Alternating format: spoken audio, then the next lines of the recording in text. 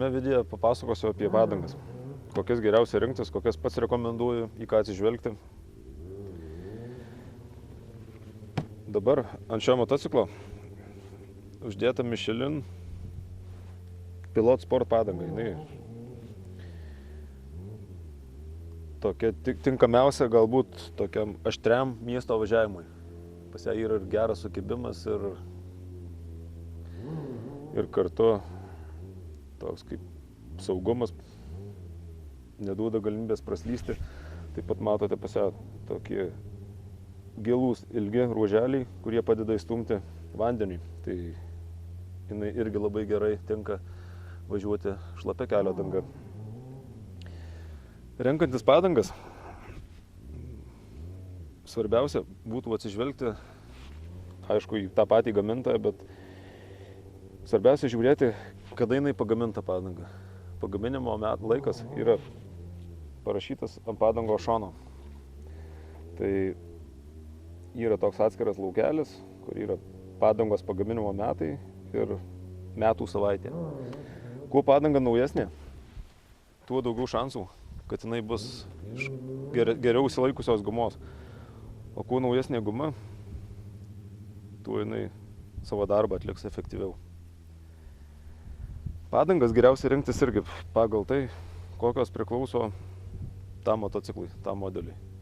Tarkim, čia yra sportinis motociklas su 5 colių ratlankiu, jam priklauso 180 mm pločio padanga. Aš tokią ir naudoju. Aišku, galima dėti ir kitokias padangas, ten tarkim centimetrų siauresnė, centimetrų platesnė. Nuo to gal tik jo skirtumą pajausite galbūt tik tai kažkur važiuodami posūkiuose. Taigi, tai galinė padanga. Bet visuose motocikluose svarbiausia yra priekis. Kaip laiko priekis.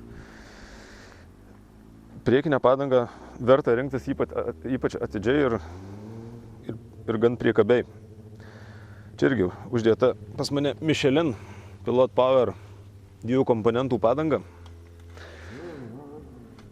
Tokias padangas aš naudoju jau, galima sakyti, naujų pasirodymo pradžios. Tai, man atrodo, nuo 2006 metų. Ir kažkaip neradau analogo, kuri būtų geresnė už ją. Bet čia, aišku, yra mano nuomonė. Yra daug gamintojų, yra daug modelių.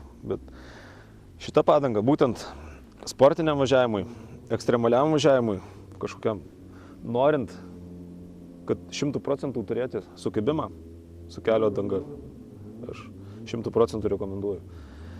Aišku, yra padangos skirtos turistiniam važiavimui, kelioniniam važiavimui, žiediniai slikai, lietaus padangos, jų yra galybė.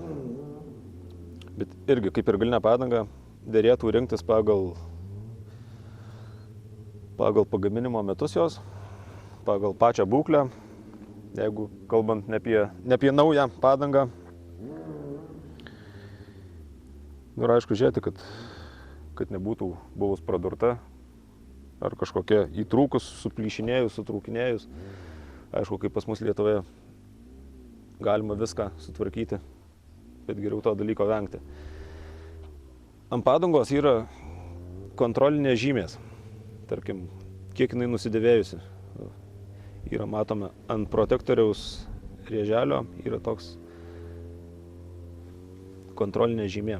Tai jinai parodo, iki kiek padangą galima naudoti.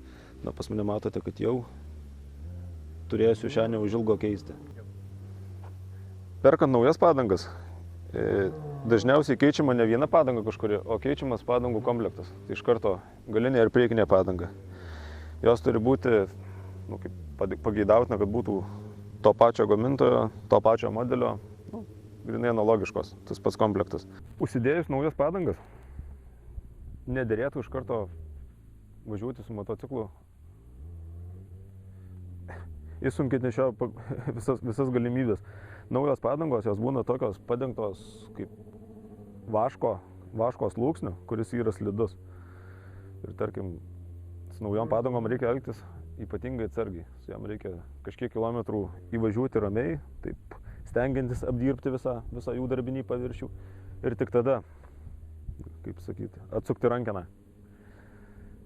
Nes kiek teko domėtis, kiek pats matęs gan daug tokių,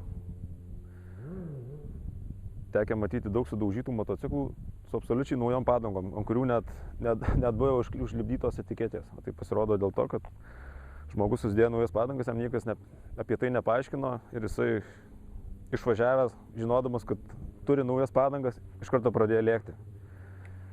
Teko stabdyti ir, aišku, kritimas. Todėl rekomenduoju, kad geriau pravažiuokite kažkiek kilometrų ir tik tada lėkite greitai ir saugiai.